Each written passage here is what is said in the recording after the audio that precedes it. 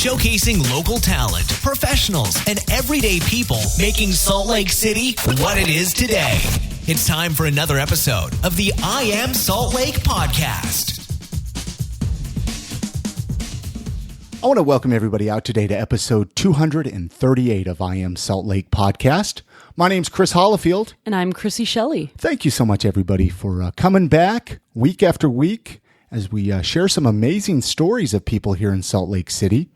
Today on the podcast, the very funny Aaron Orlovitz joins us. He's a local comedian. Great guy, great story. We're going to find out all about him and find out what got him interested in doing stand-up comedy. Mm-hmm. You know, Chrissy, you've done stand-up comedy in the past. I know you're not currently doing any now. Yeah, currently I'm planning on doing it again. But when you sit down and chat with comedians like we did here with Aaron, I mean, did you find out new things about him? Oh, yeah, which is crazy because I knew him for a few years and we've done shows together. But I learned so much more about him just talking to him. Yeah, because a lot of times I'm sure you don't really know a lot. I mean, you're waiting for your turn to get up and do open mic or something like that. And you don't really get to find out people's stories. You don't. You just get off stage, make fun of everyone, and go home. So I'm sure it was great to sit down and chat with him on this. It's actually super awesome to really know who everyone is. Absolutely. So that's going to be coming up here in just a minute. I do want to mention, this is really cool, Chrissy. So the day that this episode is going to post, which happens to be, what is the date on Sunday here? I should have had the date. August 22nd? August 21st, I believe, isn't it? 21st. August 21st. 4 years ago, the very first ever I Am Salt Lake was posted. So it's kind of a 4-year anniversary of the podcast.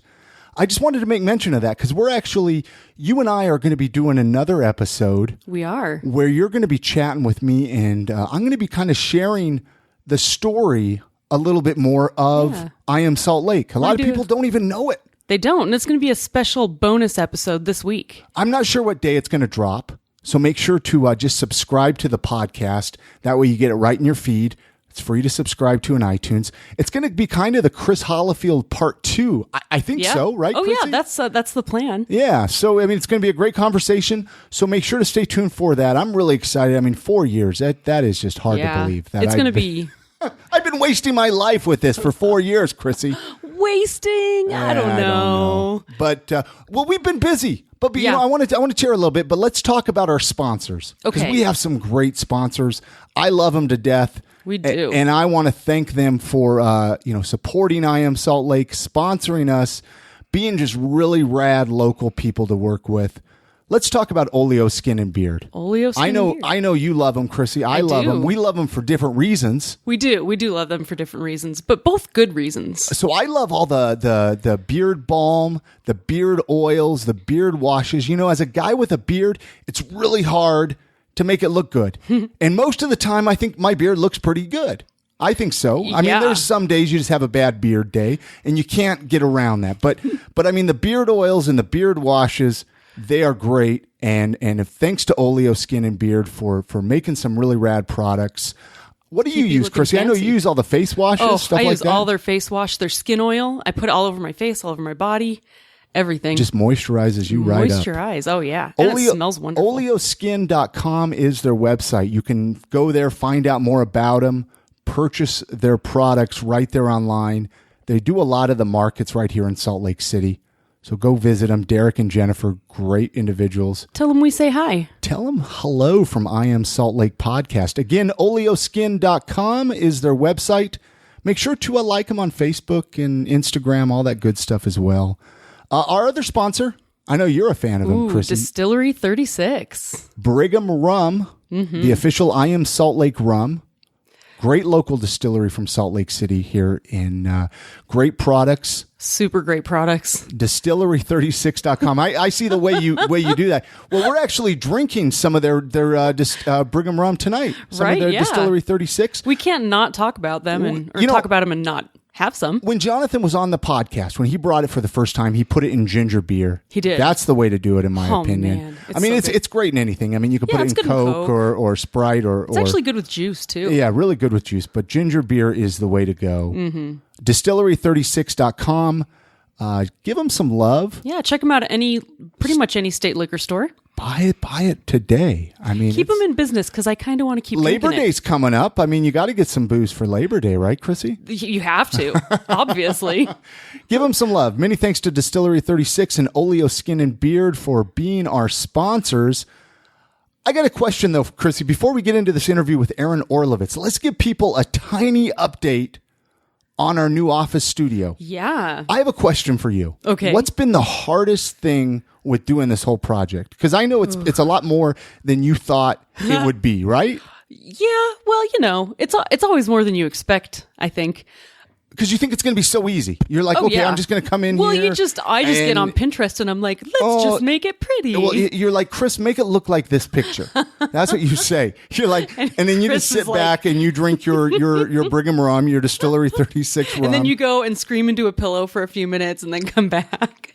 You want me to tell you what the hardest thing for me has been? Yeah, and then I'll tell you what mine is. Okay, so the hardest thing for me with this whole project is the fact that we only have a couple of hours every day really to do it. Yep. That's been the hardest, in money too, of course, but really, working a day job all day, and then you come home from work and you might want to go to the gym. You might want to I might want to play with Charles. Yeah. But to find a couple of hours to come over to the studio Come and spend office time. and to do it. Yeah. To paint it, to hang stuff, we put some soundproofing panels up. I mean, Yeah. it all takes time. It takes so much time. And I think that's been the hardest thing for me. I actually think that has been the hardest thing too. That and making decisions on what to do. You just got to do it. That's what I decided. I Yeah. mean, when we went and got some lamps here from IKEA, I was like, okay, we're just going to do it. Usually I'm a little stubborn. Yeah. I'm like, well, I don't Really? know. That's so weird. And I'm like, well, let's get back online, read some reviews, see how Yeah. many stars they got. Yeah. No, but you know what? I was like, I'm not coming back to IKEA. I'm not doing this. Like, we Let's don't have just enough time. Grab them and come. And they turned out great. Oh, they look great. They turned out great. I want to get pictures up on the website, iamsaltlake.com. Definitely. We still got a long ways to go. We do. But it's actually super comfy in here now. It's coming together. It used to feel like an interrogation room. It did. It really did. Oh my gosh, Yeah. did it ever? It was bad. I was like, I don't want to bring anybody over here and record podcasts. God forbid. Anyway, like I said, Aaron Orlovitz. I don't want to. We'll chat more after the Aaron Orlovitz episode. Got a lot more to talk about, but.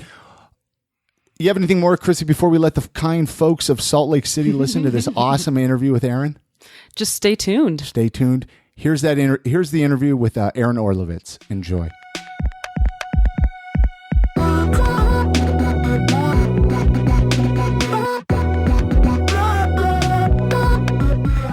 What do you think of Brigham rum? Are you a rum drinker? No, I'm not typically a rum drinker. No. In my drink currently, I can't really taste it, but Bingo. yeah, it's pretty good so far. So far, I mean, Yeah. you didn't make it extra strong because you have to drive. Yeah, You're because being I'm a- a responsible drinker. Yeah, Drink up so that you can drive. Right. Yes. I gotta get. Isn't that what they I gotta tell get you to rid of do? the shakes so I can drive. Definitely. No, Brigham Rum, Distillery 36 are a local distillery from Utah here. Yeah, it's I can kind of taste it, and I have no complaints. That's for sure. Yeah, well, excellent. I'm just testing the volume. I like to kind of start at the beginning myself. Aaron here is finding out where is home. Where do you consider home? Oh man, that's a interesting question for me. I'm from Cincinnati, but I haven't lived there in a long time, and I really like Salt Lake City. So I think I would say that Salt Lake City is home, like the city proper. I live downtown now, but Yeah. So, but Cincinnati, like how long ago were you there? Like where? like 10 years ago is when I moved. So Okay. I was like 15 years old, 16 years old. I was more like 14, 15. Were you excited to move to Utah? No, not at all. I was really upset, actually. Something funny about that is, like, my dad's parents live out here, which is why he wanted to move out here. And he had been trying to get a job out here for, like, ever. And he finally, like, he got this job offer, and he took it. But they said if we didn't sell the house by the time school started, we wouldn't move. So I was like, oh, we're not going to sell the house. No houses are selling. I'm gonna be fine. And we sold the house to the first person who saw it. And a month later, I was living in Utah. Oh, wow. I barely even told anyone. I told like some of my closest friends, and that was it. I just kind of disappeared from Cincinnati. Do you ever make it back? Do you make it back to Cincinnati at all? I have one time. I haven't been in a long time. I hear that the city is much better than it used to be. It's like a really cool place now. Like I remember it as not being as nice as what I hear it's like now. But yeah, I haven't been back. I would like to go back. I'm still a big fan of Cincinnati sports, so I'd like to go check that out or something. What were you like as a young child? Like young Aaron Orlovitz. I was pretty rambunctious. I got in a lot of trouble in elementary school, like a lot. Teachers were telling my parents to like put me on ADD medication, like things like that. And that was before ADD was as popular as it is now. Right, yeah. Like I remember in like 1998, I was in 3rd grade, and my 3rd grade teacher told my mom to put me on Ritalin. And she obviously did not do that, but... Are you happy that she didn't? Do you feel like that is kind of what led you to be who you are now? I am. I don't think it's a good idea to give a 3rd grader Ritalin? Drugs like Ritalin, yeah. They say it helps, though. They do say it helps. And I mean, I'm not saying like it's necessarily... like for some people, it might be a necessary thing. It definitely was not for me. You still like passed grade school? Yeah, that's a good thing. Like, I learned the necessary things and was able to move on. Teachers just need like a tranquilizer gun, so when kids act up in class, they can just dart them for a few minutes. Absolutely, that's all they need. And you grew up in a Jewish family, right? No, actually, so my mother was Jewish, and my dad is Mormon, and my mom converted to Mormonism. Oh, okay. There's the connection, because I knew there was some kind of Judaism in your... Yeah. And so like my grandparents were Jewish, and like I have Jewish family members. But so were you raised Mormon or Jewish? I was raised Mormon, but like culturally Jewish. Mm-hmm. Was that weird? Was that hard to understand as a young child, or was it just the way it was? It just kind of was the way it was. I mean, funnily enough, I kind of always identified with the Jewish part of myself more than like the Mormon part of myself. Like it really is a huge cultural thing. Like, yeah, I can see how you would be more like inclined towards to feel that. Jewish, than Mormon, because it's kind of more intense. There's like a certain thing. There's certain stuff that goes along with that. Yeah. Let's jump into. I want to kind of get right into stand-up comedy. Okay. I mean, that's obviously why we're here to talk to you today, and obviously, I want to find out more about Aaron. But comedy's kind of your thing here in Salt Lake. I know you have an interesting story. I've heard bits and pieces on how you got introduced to doing stand-up comedy. Yeah. And I don't think Chris even knows. I don't. How you just showed up an open mic one day. I mean, talk about that. I mean, how did you get, and how long ago was it, and how did you get into stand-up comedy? Well, I've said I wanted to be a stand-up comedian for a very long time. Like in 4th grade, I had to like do this project about like what I wanted to be when I grew up, and I wrote about being a stand-up comedian. And I kind of forgot that that's something I wanted to do, but I've off and on said that I wanted to do stand-up comedy basically since then. And I never did. And about the time I was like, I kept telling my friends I was going to do it. I'm like, I'm going to do it. I'm going to try stand-up. But I didn't really know how. And all my friends are musicians, And so one of my friends was like, well, I'm putting together this show, like open for the bands. And awesome. I went and I opened for these bands.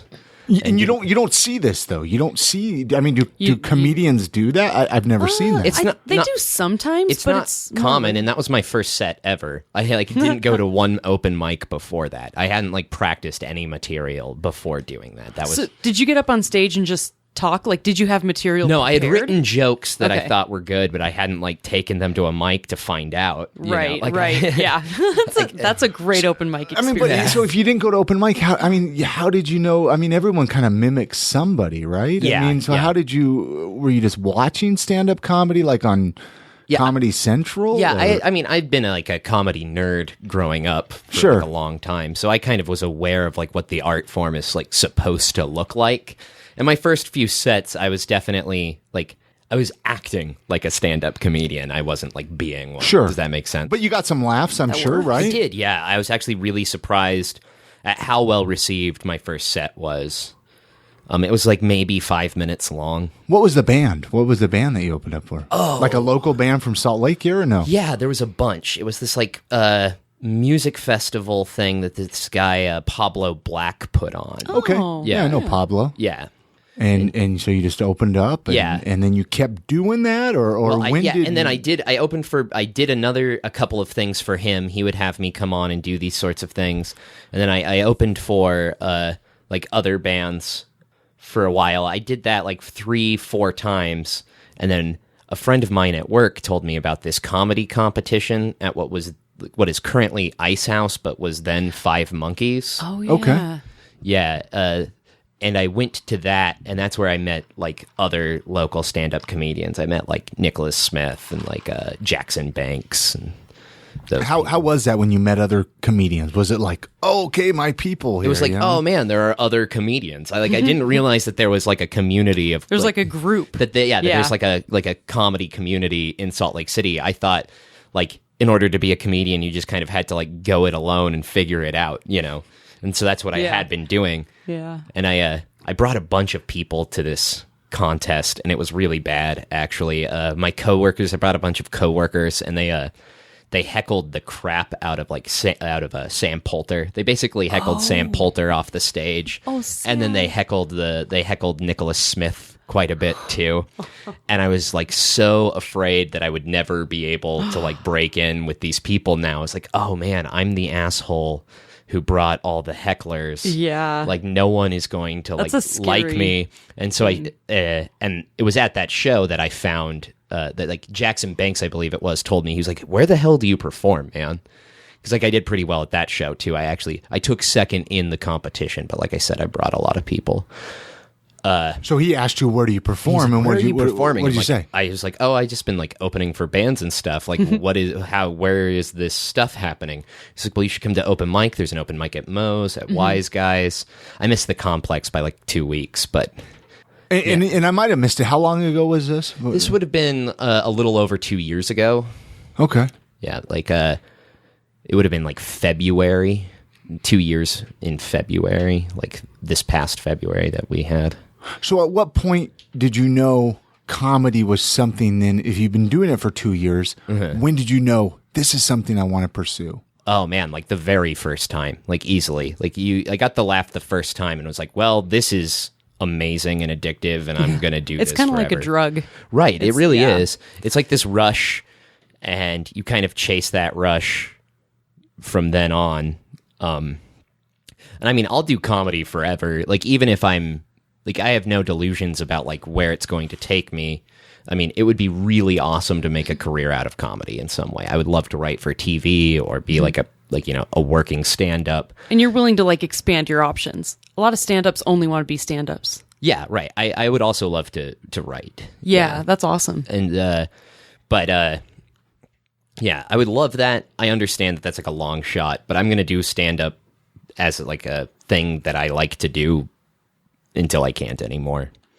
Let's see here. I lost my train. Oh, well, who were some of your comedic influences? Like when you first started? Yeah. Who were you trying to mimic? Oh, man. I was really hacking Mark Maron, like in the very beginning. It's a good one to hack. Yeah. Well, he's like one of my favorites. I've been compared to him since then, but I don't think I'm a Mark Maron hack anymore. I think it's just an influence. But yeah, I really like Mark Maron. I like Larry David, Dave Attell, Bill Burr. Yeah. Those guys. I'm not like really as energetic as a lot of those people. I think I would be more close to like Attell than any of those other guys, or Maron or Attell. Mm-hmm. But yeah, those were like some of the guys I really enjoyed. Growing up, I listened to like Robin Williams. I think Robin Williams was the first like stand-up I ever saw. Were you listening like in your family? Were they watching a lot of stand-up comedy, or was that really pushed in your family growing up? No, my like stand-up wasn't, but my family is like my parents are pretty funny people, and my siblings are pretty funny. Our family is pretty funny, so like there was a lot of like joking around and stuff growing up, but they weren't like listening to stand up or something. I wasn't introduced to that from my family. That like was, a conservative family. I mean, I know we're backing up a little bit to family life, but like, so Jewish and Mormon, I mean, was it conservative? my family is liberal by Mormon standards, but that means that they're conservative by Jewish everyone Worldly else's standards. Yeah. Yeah. I just didn't know, like, I mean, even myself growing up, I wasn't allowed to watch, like, a lot of times even PG movies. Oh, really? So it was like, especially comedy as a kid, there's a lot of swearing, there's a lot of, filth. I kind of, I had a watch- lot of friends, who were didn't have that background and didn't have that problem, who had like older brothers and stuff who were into stand up, and so I watched like these Robin Williams videos and like Richard Pryor and stuff. That's stuff I awesome. shouldn't have been seeing. You go over to friends' houses. Yeah, I'd be like in That's how it all sixth was for grade. everybody. Yeah, I think so. We all had- I watched porn Yeah. at friends' houses. Right, me and- too. That's where you go to like learn about other things. Yeah, yeah. That was like the thing, like for a minute when I was like 13, like, you'd get together with your friends and like be like, oh shit, this is the early days of the internet. you know? Yeah. So you're like, No more scrambled porn. Yeah, porn is everywhere. You would wait now. 10 minutes for a picture to load. Yeah, you'd get Just from the one top picture. down. Yeah, You're just like, whoa. Yeah, it's It's just going loading. like line by line. Have you done comedy out of Utah? Have you got to go out of Utah at all? A little bit. I've been to Idaho, and that's about it. I'd like to do more. Me and Nicholas are going to try and take our show, Dungeons and Comedy, like we're pimping it to like festivals. Oh, that's cool. Yeah, because you can submit shows to festivals.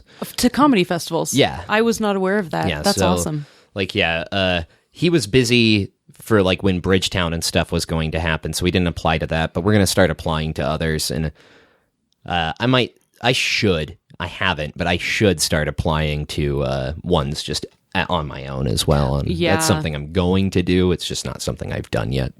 What's the best part about doing comedy, in your opinion? Oh man, the best part? I don't know. It's like so weirdly ineffable, because I think for most people there would be no best part. It would just be like heartbreaking all the time. It's like it's like you work so hard for very little reward. Yeah. And You hate yourself every time you're on stage. yeah, and like you hate everything you do when you're on stage. Like there's like a really high chance that you're gonna like want to get off and hang yourself. like I don't know. Like I guess it's just like that. Those situations where you really, really bring the house down, and you're just like, I am a fucking king. Yeah, you're on top of the I'm a world. god. If you get one of These those a year, people love me. Like, I mean, I get that. Like, I feel like nowadays I get that relatively well, frequently. you're really good. Oh, thank you. It's true. So you should be getting it every time. Yeah. Even though I know everyone bombs. Everyone does, and like when you're playing like the local bar gigs for like 11 drunk people, it can be Yeah. really difficult to get like a good response. But Yeah. Or you get a great response. yeah, it's It really could go both ways. It's really peaks and valleys with Yeah. those shows.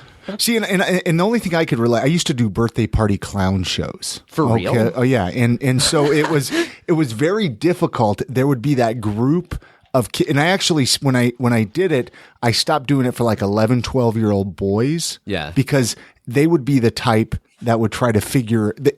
I know how you did that magic trick, and I know, and you just felt like a sack of shit. You're just like, I'm not going to do clown shows. That's the only thing I can relate with, because I haven't done That's similar stand-up to comedy. comedians. That's kind of like being in a room full of comedians. But Honestly, then I you feel get like in front of that's- like the 7, 8-year-old girls, and they're just impressed by everything. Oh, you can make a swan, and they think that you're the best person in the world, and so you just Yeah. keep wanting to perform in front of that Yeah. age group. Well, and that's similar. Like the audiences are different, like depending on like, I don't know, the season, the Sure. venue, like time of day, even. Yeah. I find it like this might be a controversial statement, but I find it easier to do well at Wise Guys than I do at like the bars. You know what? I agree with you. Yeah. People are so supportive there. Yeah, and well, it's because it's a dedicated comedy venue that sells a lot of tickets, and so like I've always found that bigger crowds are easier, Yeah. and that like because it's a dedicated comedy venue, people are there to laugh. Exactly. Like people Like, want to that's see their comedy. escape. and they'll make it funny if they have to. People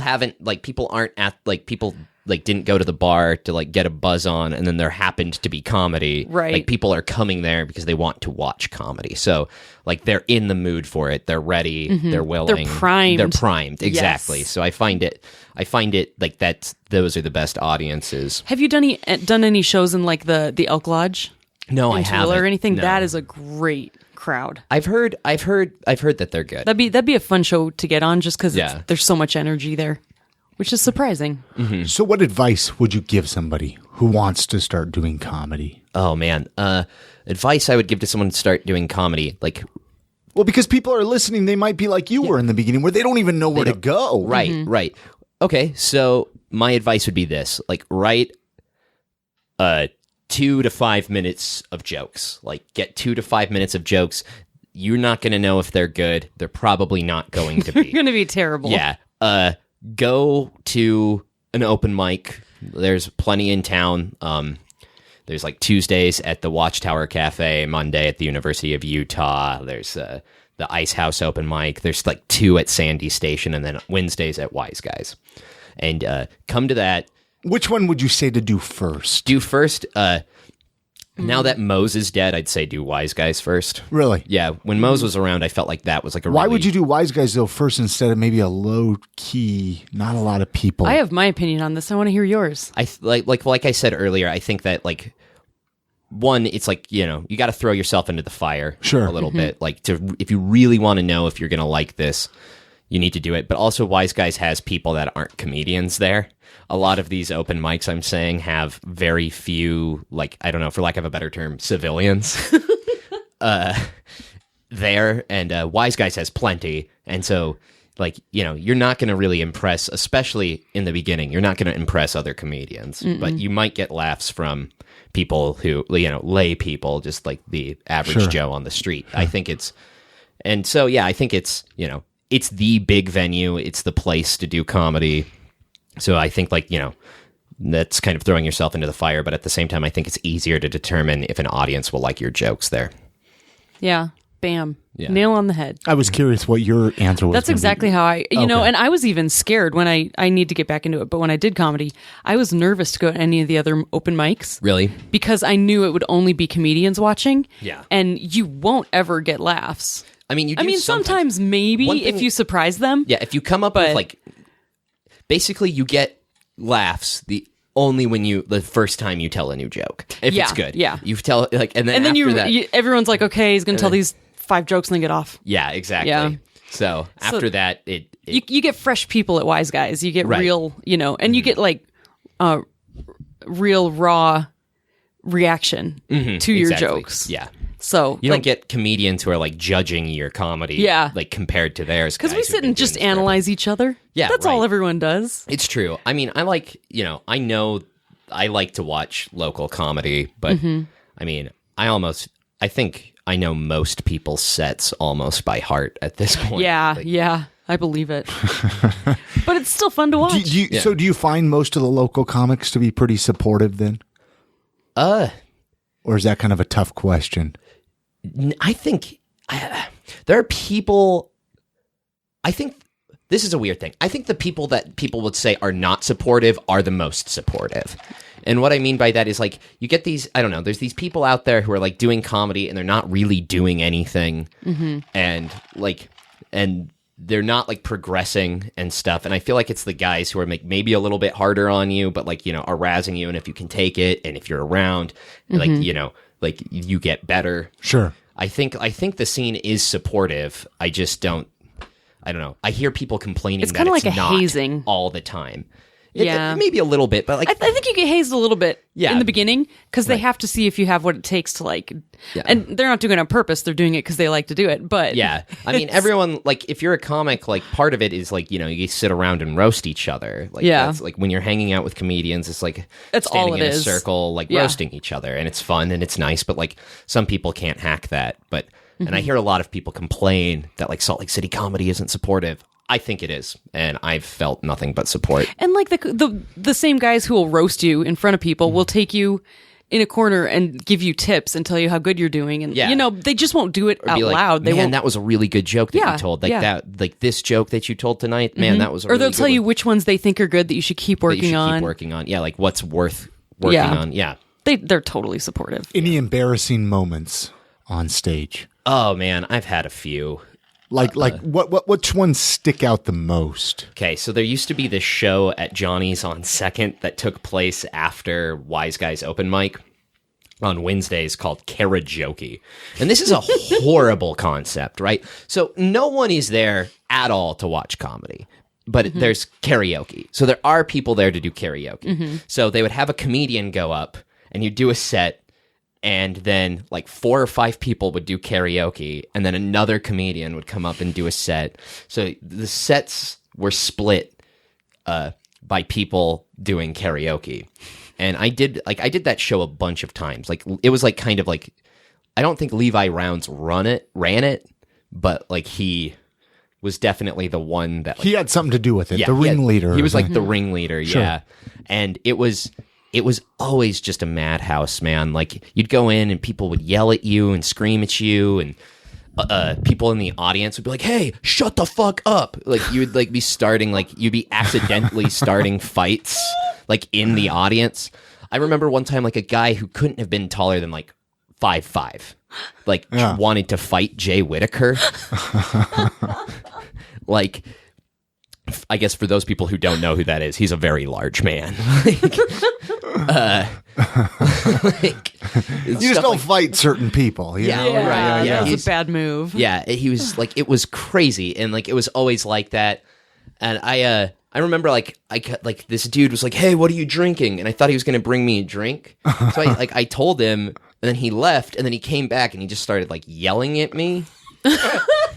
And I don't even really like know what he was talking about. What's he yelling at you I for? don't really know. Like, I like wasn't paying attention because I was trying to do my jokes, and he's standing at the side of the stage, like not in the front of it, but at the side of it. So pretty much it was a bad night. is what Yeah, you're- right. And he's like yelling at me, and I don't know what to do, and it's like making me forget my jokes. Oh my gosh. And like, so other people in the audience are like, "Who the hell is this guy? Like I want it. Like, let me sing my song, damn it." Yeah. Yeah, They're that like, was- why is this guy telling jokes? We're here to sing. exactly. Ugh.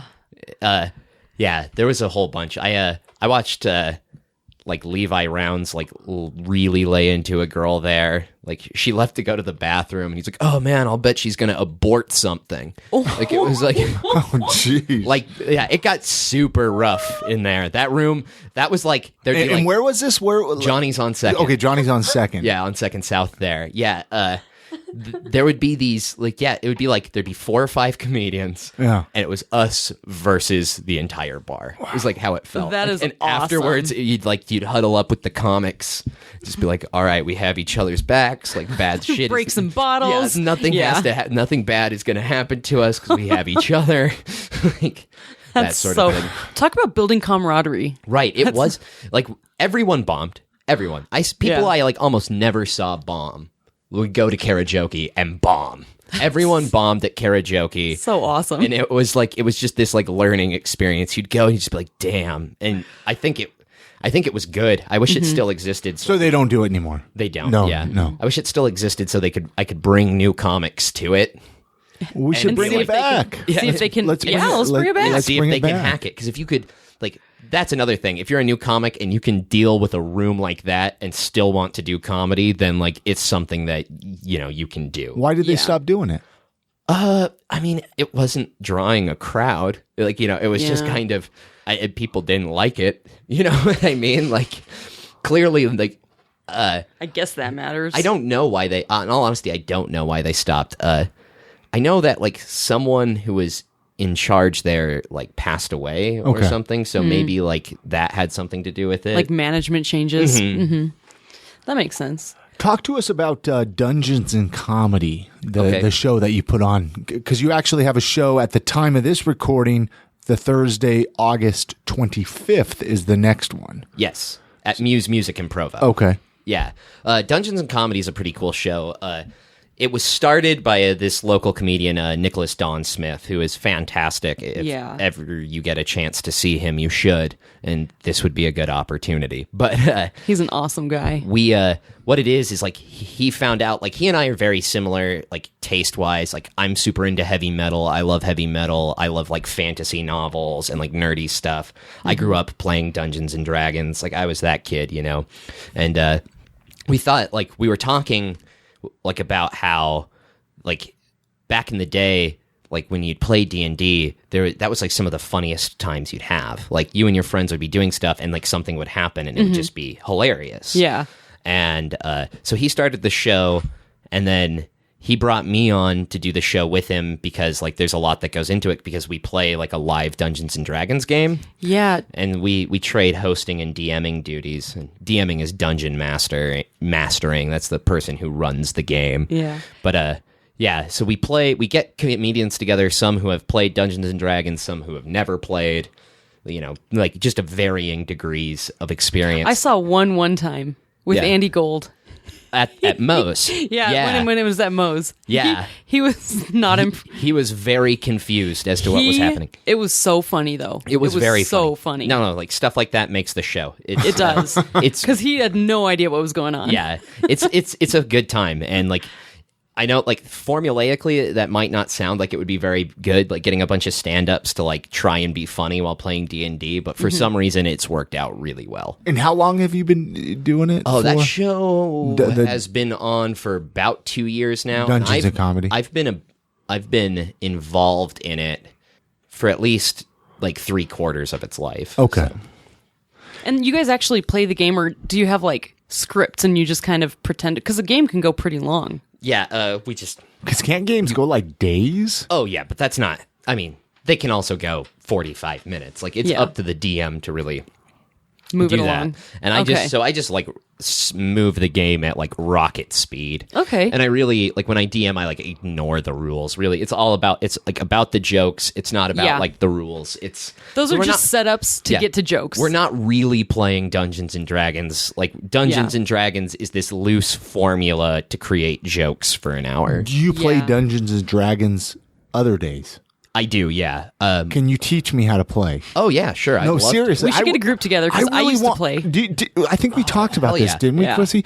Yeah. I really want to, ever since, weren't they playing it in E.T.? Do you remember E.T.? They were playing it in E.T. And ever since I saw it there, I was like, I want to learn how to play, but my mom wouldn't let me play. Oh, was she, was your mom like a very like Christian woman or? Yeah. I mean, I grew up Mormon, then went to Christian, you know, but I mean, I just wasn't allowed to, but I always wanted to learn how to play. Yeah. It's pretty fun. Is it? It is. I think it is. So I started playing Dungeons and Dragons in like 1999. I went to a friend's house for a sleepover, and his older brother had like nothing to do and was also a big D&D nerd. So he like brought out all the stuff. That's so and cool. we played D&D. And I realized looking back on it that it was so fucking funny because we played like Kennedy assassination conspiracy theories. I had no idea like what it was, but now that I know like that there are like Kennedy assassination conspiracy theories, that this guy was just like messing with us, and we were like the king had been assassinated, but we didn't know who it was, and we had to like go to the grassy knoll to like look for clues and stuff. That is so fun. He must have just really enjoyed messing with you guys. I think so, yeah. But it was a lot of fun. And then like one summer in high school, me and some buddies played like 100 hours of D&D in like 1 week. Nice. Wow. Yeah. Well, I'm gonna make you teach me how to play sometime. I'm serious. No, I we need to really watch the Dungeons and Comedies. Okay. So Thursday, August 25th, but it's in Provo. It is in Provo. You're gonna move it to Salt Lake, though, right? Yes, and our next show is on September 1st at Comic-Con. Okay. Because I mean, obviously, people are going to be listening to this even after the 25th. So, and there's a Facebook page, right, for Dungeons and Comedy. There's a Dungeons and Comedy Facebook page, and I will try to link it up with the show notes for this at iamsaltlake.com so people can go there. Yeah, that would be connect, find out when upcoming shows are. Yeah. But that's right. I do remember reading about you doing something at Comic-Con. Yeah. We have a panel at Comic-Con. Excellent. Just a Dungeons and Comedy show. Oh, that's awesome. We're totally going. Excellent. I want to kind of shift gears a little bit here. Find out, kind of even shift it from comedy to finding out a little bit more about Aaron. Okay. If you were forced to only watch one DVD set of one season of one TV show for the rest of your life, what would it be? Oh God. Shit. Was that too long of a question? Did No, you understand? Just blew your mind. No, I'm a fan of television. Like, I don't like watch a shitload of TV. I do binge watch like series and stuff, but like I'm not like overwhelmingly like I don't spend an overwhelming amount of time watching TV, but I do like it a lot. Yeah. Oh man. Maybe The Wire? Okay. Yeah. I haven't watched it. Have you watched it, Chrissy? No, I haven't. We need to watch it. We have HBO Go, so we Is it should. like- You should watch The Wire, guys. Yeah, Like, it's always staring back at me when I click through there. It's one of those things I'll bet like it's like I need to watch that, but you just scroll past And it. everybody I hear No. says it's fantastic. Yeah, it's true. What is there? 6 seasons? 7 seasons? I think 5. Five I'm that seasons? person that if something is really popular, I'm like, ugh, everyone thinks it's so cool because they're dumb. Oh, you man. know, like Harry Potter. Yeah. I didn't read Harry Potter. I refused forever, and the only time I picked up a book was because I was stuck in a car in a snowstorm, like in Wyoming, Okay. and I had to wait out the night, and all we had was a Harry Potter book and a flashlight. Until you read it? Did you so like I read it? the book. See, I loved it. See, and I need to read Harry you're Potter like too. You're like a pop culture contrarian. Yeah, You're we're like, not I don't think this is good because people like it. And Yeah, then- it's not like I don't think I'm cool, but yeah. it's The Wire is my favorite not comedy probably. That's good to know. Have you ever been banned from somewhere public? Yeah, I was banned from the Layton Hills Mall when I was in high school. We were filming it was stupid. We were filming like prank videos, and it was really dumb but kind of funny. My friend ordered like $50 worth of food at McDonald's, and then when they brought it out, and then he had to pay for it or whatever. He's like, "Oh wait, I have to pay for this," and then he just threw it all at the employees, Oh my dumped gosh. it everywhere, and we filmed it. And we ran away, and then the security caught us, and then I got banned from Layton Hills Mall. Do you think if you went back now, they would recognize you? No way. Get that kid out of here. You have like a sign in the room, the security room. Like Even if most they had wanted? that picture of me, there's no way they would recognize me now. That's why you cut your hair. Yeah, I just wanted to get. You just back want to get back in the mall. I just need to go back to the Layton Hills Mall. If you could do anything for your next birthday, what would you do? Anything. Yeah, what would you do? When is your next birthday? May 28th Oh, so you just had a birthday, of kind of. 2017. Yeah. Oh man. So you got a good day, a good month. You got the kind of pre-summer. Yeah. Yeah. Springtime birthday. It's pretty good. What would you do? Oh man.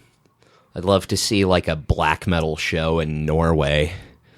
Yeah, I love would that be cool. answer. Yeah. I mean, it's not just I want to go to Vegas. Yeah, I mean Vegas would be cool. Don't get me wrong. I would if I could do anything. I'd be yeah, I'd have $1 million that was just I had to blow it all in one night in Las Vegas. That would be cool. But I think I'd rather go to Scandinavia and check out the metal there. Have you? I take it you've never been to Scandinavia. No, I haven't. It would be really cool though. It's somewhere I in the future I'd like to do more travel, and that's a place I would like to go. Sure. Is it especially cool? The music better, the metal there? Oh, black metal in Norway is incredible. Oh, Yeah. see, I've never. Yeah. Oh, Yeah. something to learn. Yeah. I'll introduce you to some. Yeah, Thank it's you. pretty rad. I'm way into it. That's awesome.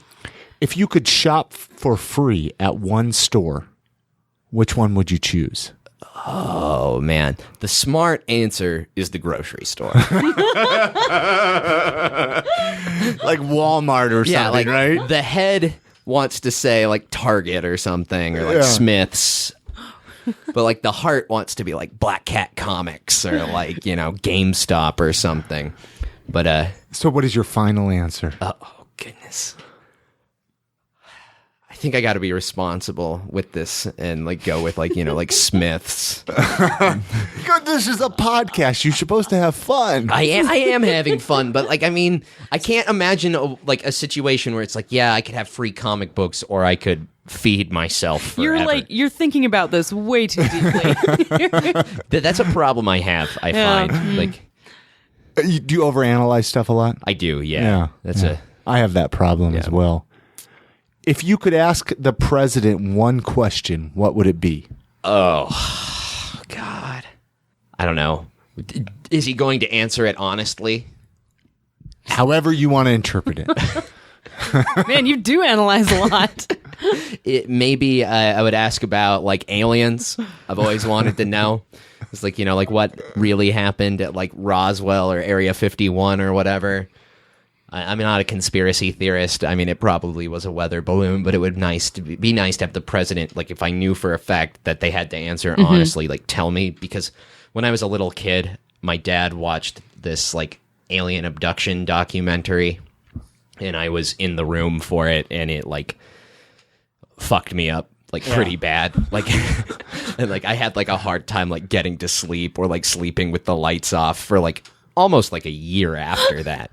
And so, yeah, I would like it would be nice to just be verified that like that doesn't exist, and I don't have to. Yeah, then you don't have to worry about it. Exactly. You can just sleep at night. Exactly. What would the autobiography of your life be named? Yeah. Oh man. There's a. That's what you would name it. Oh man. Oh man.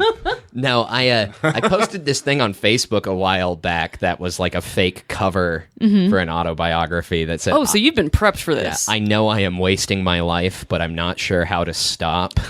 was what it was called. You're a pretty big reader, aren't you? I am, yeah. You read a lot of books. Mm-hmm. Like, what was the last book you read? I've read the what is it called? I can't remember the series, but it's the Cormac McCarthy one that has like all the pretty horses and stuff in it. I've only read all the pretty horses thus far, but the first one in that series, it's like a trilogy. Right on. It's pretty good. I think Cormac McCarthy, I think this isn't a controversial opinion, is like the best living American author, probably.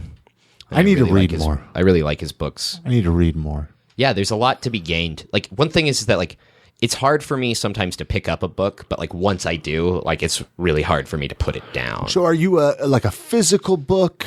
Like, do you read books on an iPad? No, I like to have a physical book. So There's nothing like the smell of a book while you're reading it. Right. I mean, I like to, and I like the library. So that's, like, part of it, I don't know, like. The ambiance. Exactly. Of having books around The homeless people. Right, yeah, all the homeless people. I went to the library the other day and saw what I think was like an open, like, it wasn't like under the skin, it was just like an outside of the skin tumor on someone's forehead. Was he on the computer Googling, like, what is this tumor? He was on I have a WebMD. tumor. Diagnosing himself with cancer. Yeah. It's a tumor. But like in this case, he was correct. If you could learn one random skill, what would it be? Oof, one random skill. Oh, there are so many skills. Like, and once again, I'm going to overthink this, but like, what would be like the most beneficial to me? You're actually like analyzing your life and deciding what would be the best thing for you to know. Yeah, exactly. It was like maybe like investing or something like that. You would learn how to invest. Yeah, like what would you want to invest in, or just anything you could just learn how to. Whatever is going to pay me enough money to do what I want to do. Yeah, sure. It's actually that's a great answer. Because then you can do whatever you want to do. Okay, but the other side of you, the fun side of you. I don't know, like kung fu or something. Like if I could like master, like, if you're really good at kung fu, that also means you can kind of do whatever you want. That's true. But I mean, it's not the like, same way. It's not going to make a lot of money or anything. Right. But You could teach kung fu lessons. I could be. I'd be a master. Maybe I could I could get into the movie business that way, like Jackie Chan or something. Totally. You could be the Jewish Jackie Chan. Yeah, I could be. Awesome. The Jewish. They need one of those, right? Oh man. I think so. I think the market is sorely lacking in Jewish kung fu masters. I actually agree a lot. If you could go back to your first day in high school and give yourself advice, what would it be? Oh man, it's really not going to be that hard to get laid. Like, don't stress about it anymore. Like, you're going to be fine, man. Isn't it funny? Like that is like the biggest thing you worry about. When I was like 16, it was like, damn. For real? Like, oh yeah, guys worry about this. Like you Oh my just feel like gosh. I'm never gonna get laid. Yeah, well, I mean, and I was weird. Like I've always had a harder time with women. Not always. I've had my time, but Oh come on, Aaron. The women just go nuts over you. I mean, they used to. What happened? I became a comedian. No, I have no idea. No, I mean, there's still good stuff happening that way in my life, but It's still good stuff. yeah, no, like I was like, my friends were all like big ladies men, and I just was not. And it was so frustrating, man. In high school, my friends, they'd invite me over. They'd be like, hey, we're going to watch a movie at Taylor's house. Come over. And I'd go, and there'd be 5 of my friends and 5 girls, and then me. Oh, that's so sad. I'm an 11th wheel. and these guys, they know they're not going to watch this movie. So they don't want to watch a movie they haven't seen before. So I saw Fast and the Furious Tokyo Drift like infinity times in high school. Were you like there for security? I fell for this all the time. Well, it's because I had like... So why didn't you bring a lady over? I don't know. Because they obviously each brought a lady, right? Right. Because I didn't know how to do that at the time. Did your friends ever step up and be like, we're going to help you find a girl? No, my friends were all snakes. Oh, man. Like when I did find them and I was like, hey, I'm going to talk to this girl and ask her out. Like they would totally... They'd steal her. They'd swoop in and do stuff before I could. Do you remember? Okay, that's how it was as a teenager. Right. Like you would steal each other's girls, and it didn't matter. And it was just no like big deal, which is crazy. It always bothered me. Oh. I never did it. I have like this really weird, like because it bothered me so much, like Sure. even to this day, I have this like weird like code that I follow. Where it's like I can't, like if, That's called a conscience. yeah. It's not really a code. It's like I have a conscience. It's like Right. I don't want to hurt my friends' feelings by like doing something like that. Yeah, how are guys cool with that? Like how what are do you they mean? still buds after something like that? What do you mean? Like, well, Well, typically it's I mean, like if you both meet a girl and you both like her and you kind of like fight over who has dibs or whatever. you kind of go with what the girl who if the girl's going to kind of be attracted to the I woman. guess women have opinions now. Yeah, Yeah. right. Okay, yeah, it's all like right. Yeah. whoever she wants to date at that point. Yeah, and then because you can't like you're like, well, They she have a liked better you chance. more. Yeah, they have a So- better. You're like, you got a better chance. And you just with don't her. take it personally, whereas girls would go nuts on each other. Would Yeah, they? maybe. Oh, I don't know. No, it's not good. Huh. What is the most memorable concert or sporting event that you've ever been to? Oh man, memorable concert.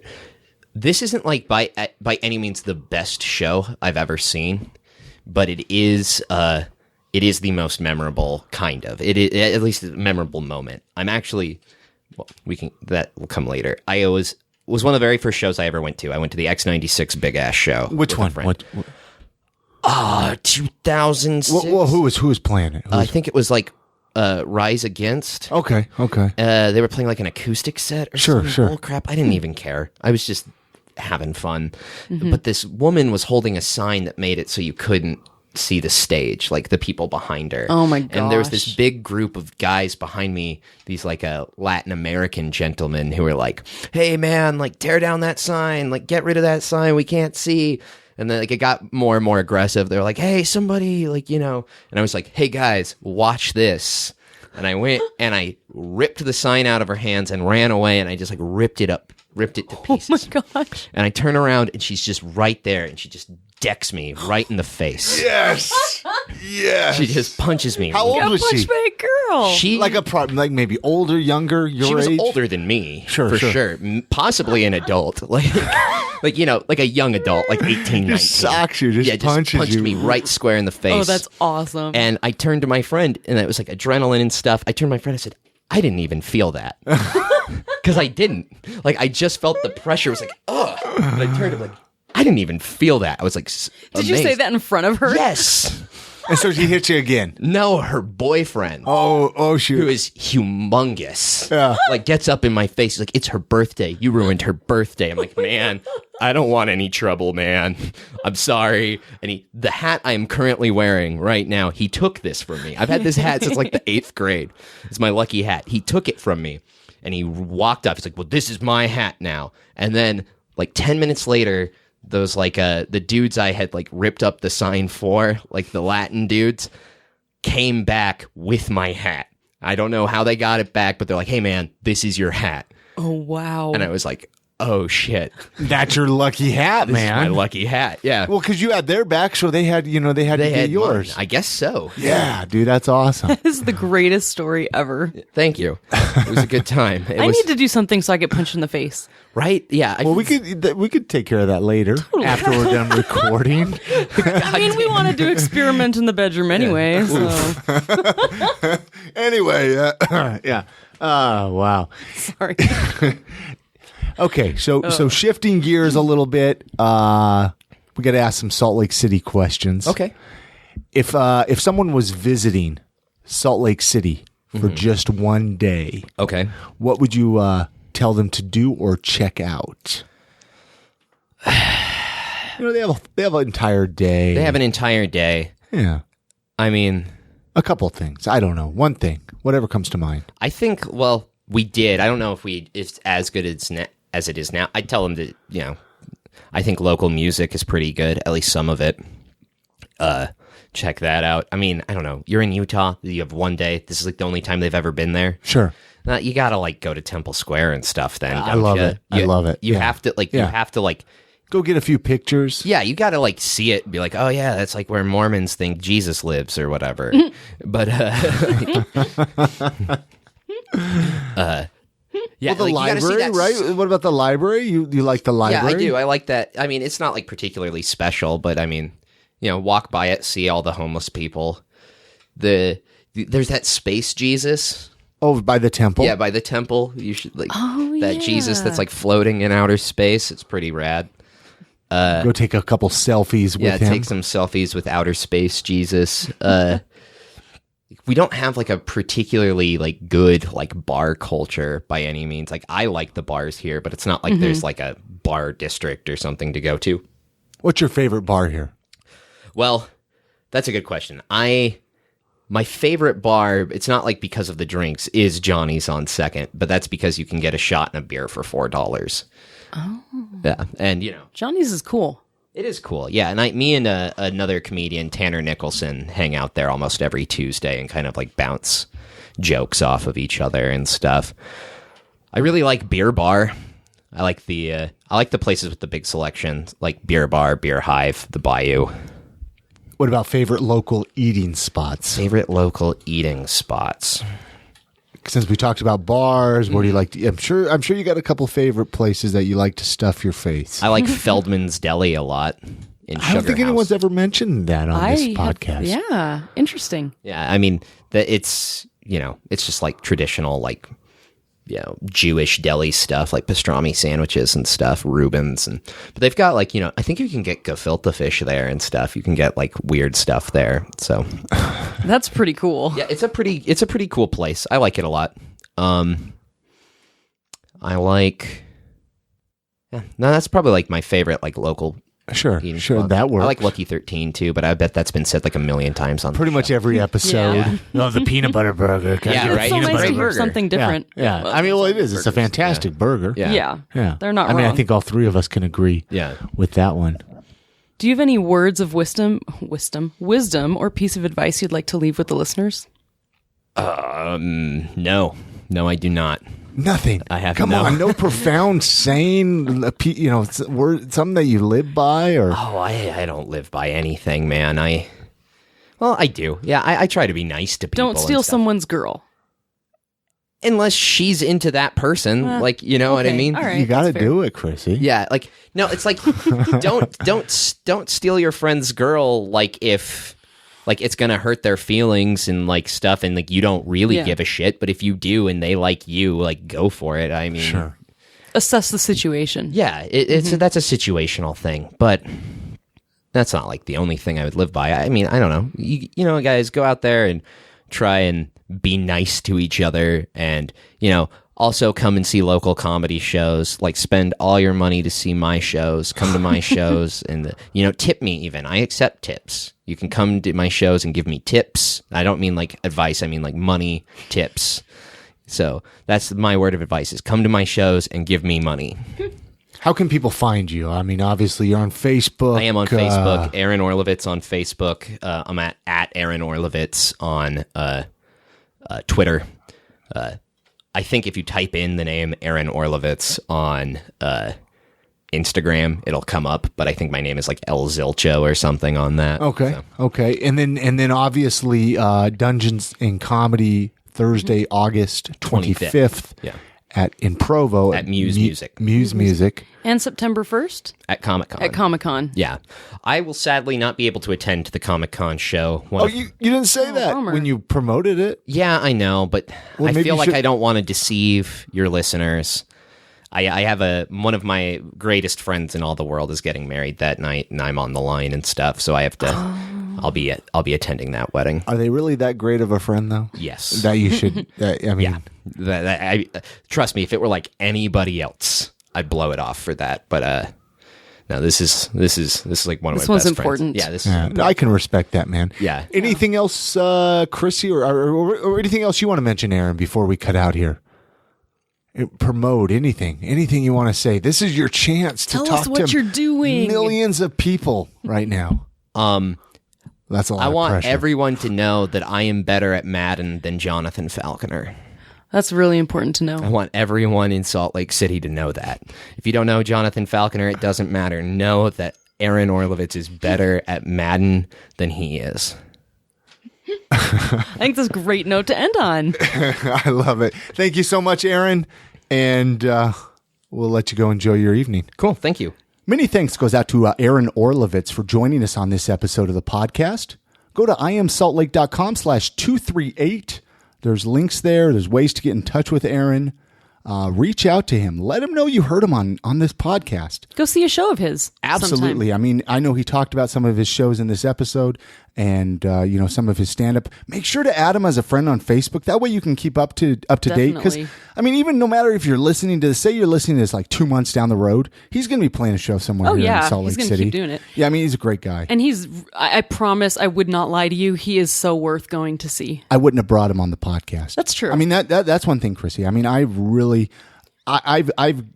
want to get top quality people on here. Mm-hmm. I mean, I don't want, I got a reputation to uphold, true. I don't That's want true. to bring shoddy comedians on the podcast, like but this one over here. well, no, I bring you on every week and I deal with you, but let true. him know you heard him on I Am Salt Lake. Reach out to us as well. All the contact information is at iamsaltlake.com. I'm excited for this one, Chrissy. I want to talk about, we have a Patreon. We do. Finally up. I mean, it's been there. I'm not Yeah. going to lie. It has been there for a minute. I just haven't done anything, but we really need to do something with it. I want to talk just a little bit about it here, Chrissy. Yeah. So I know we just recently had a successful GoFundMe campaign. This is the thing. That's really just a drop in the bucket for the is. money that is needed to keep a podcast going and continuing forward. And again, I mean, I thank you, kind So folks grateful. of Salt Lake City and kind folks outside of Salt Lake. We are so grateful. But we realized that there was so much to keep this show going. Yeah. And so we set up a Patreon. And what it is, a lot of people might not be familiar with what that even is. It's like an ongoing Kickstarter. It's the best way to say it. So basically, you pledge that you're going to give, the podcast $5 a month or $10 a month, and then we have some little rewards to get back to you. Yeah. Really cool stuff. I know Chrissy and It's a myself, win-win. we're gonna do some unreleased stuff. We're gonna make Yes. some videos, and we're gonna kind of do some, I don't know, podcasts, I guess, and we're gonna make those for the Patreon supporters as well. And as well as if you become a Patreon supporter, we'll mail you an I Am Salt Lake or a Charles button. If you specify, just shoot us an email and say, Yeah. hey, can you send me a Charles button? Or, maybe we'll just send you both and back. I don't know. But this is a really great way to support the podcast. And our first goal is to achieve enough to pay for the studio office space. Yes. That way we don't have to dig into our personal pockets and worry every month, how are we going to pay the rent? Right. And that's what we've been doing so far. We feel that, the community of the I Am Salt Lake community, hey, maybe you want to help out a little bit. Yeah. Hey. And it'll be great because Yeah. now we'll give you more better things. Yeah, better things. And we got a lot of other rewards that I'm going to be setting up as Yeah. well. If you go to iamsaltlake.com/238, That's the show notes for this episode. There's going to be a link for Patreon there. I know we were talking about maybe putting a banner up on the website too, so hopefully that will be up maybe when this episode posts. I can't guarantee anything. Just keep going back to the website. Anything more you want to mention on the Patreon there, Chrissy? On Patreon? No. Just come on, give us your monies. Oh no, we're not begging. I mean, it's just a great way to support the show. It is. I mean, I hate asking for money. I really do. But yeah. But it's we got a lot of ideas. But it would help us breathe easy to be able to pay easily for the rent. Yeah, we need to pay the rent for this. But anyway, we created a community, an I Am Salt Lake community group on Facebook. This is different than the fan page. Mm-hmm. This is a way for the fans of I Am Salt Lake to kind of get together, chat. We got a handful of people in there right now. Yeah. A little interaction, but feel free to get on there and post if you have an event coming up in Salt Lake. Maybe you're in a local band. Yeah. Whatever. Just try not to get too spammy. I mean, that's the only thing I really don't want to happen. But again, the show notes are going to have a link for the I Am Salt Lake group, and you could search it in Facebook. Yeah. We just want to get interactivity. Absolutely. iTunes reviews, Chrissy. Have you left an iTunes review for the podcast? Yes. I know. Thank you very much.